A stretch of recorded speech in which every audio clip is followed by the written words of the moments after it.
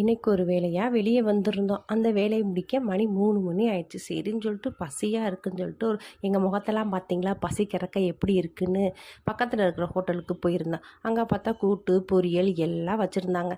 சரின்னு சொல்லிட்டு எப்படா சாப்பாடு போடுவாங்கன்னு எதிர்பார்த்துக்கிட்டே இருந்தோம். சரி சாப்பாடையும் போட்டாங்க. எப்படா குழம்பு ஊற்றுவாங்க நம்ம சாப்பிடுவோம். ஏன்னா அவ்வளோ பசி. வேலையை முடிச்சுட்டு வரவே மணி 3 3:30 ஆயிடுச்சு பார்த்துக்கோங்க. பசிக்குன்னு வாட்ட முகத்தையெல்லாம் தெரியுதுன்னு பாருங்கள்.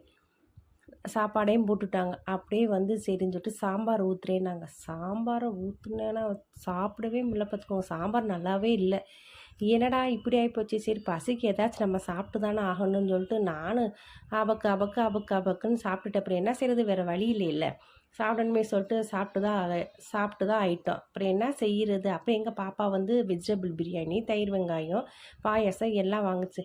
சின்ன கடையில் சாப்பிட்டா கூட நல்லாயிருக்கும், இந்த பெரிய கடையிலலாம் போய் சாப்பிடவே கூடாது. ஏன்டா இந்த கடைக்கு வந்தோன்னு ஆகிப்போச்சு. இன்றைக்கி எங்களுடைய மத்தியான சாப்பாடு இது தான்.